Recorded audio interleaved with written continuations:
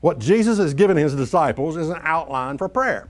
And I want to look at this, but before I do, I want to give you David Freeman's fundamentals about prayer.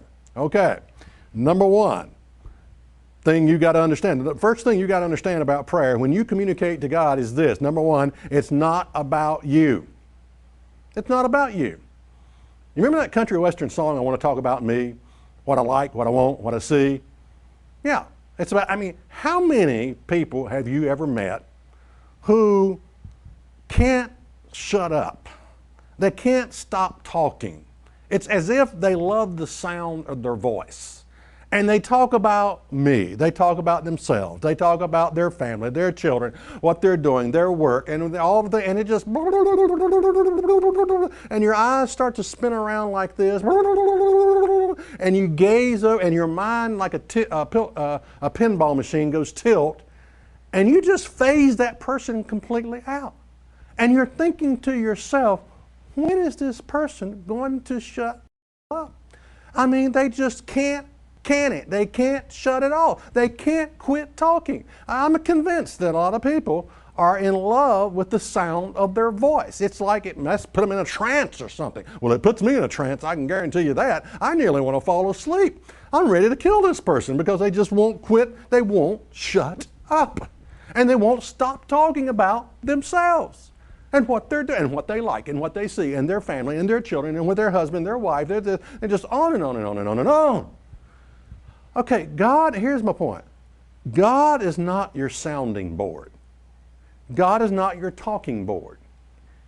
First fundamental rule by me, David Freeman, is it's not about you when you go to God in prayer. It's not about you. So get over you, okay? Get over yourself if you really want to communicate with God. All right. Psalms 50 and verse 10, I love this.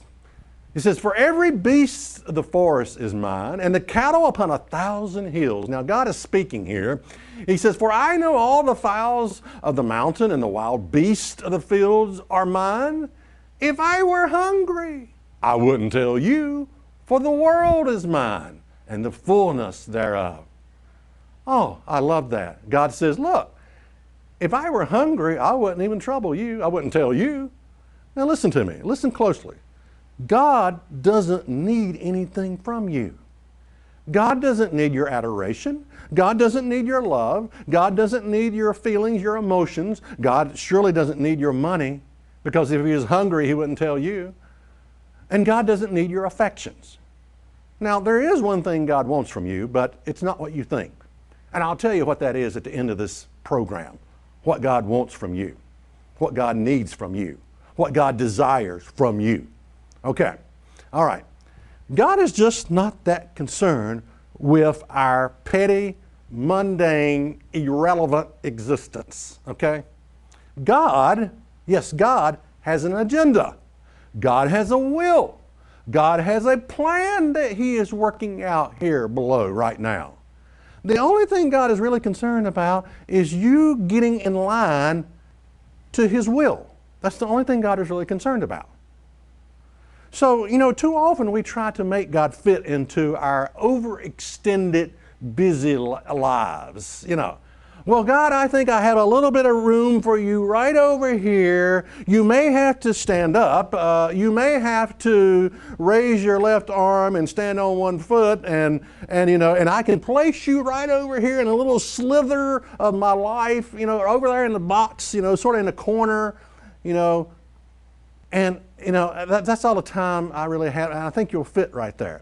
Listen, rule number one in communicating with God, it's not about you. So if you're going to communicate with God, you got to get over you.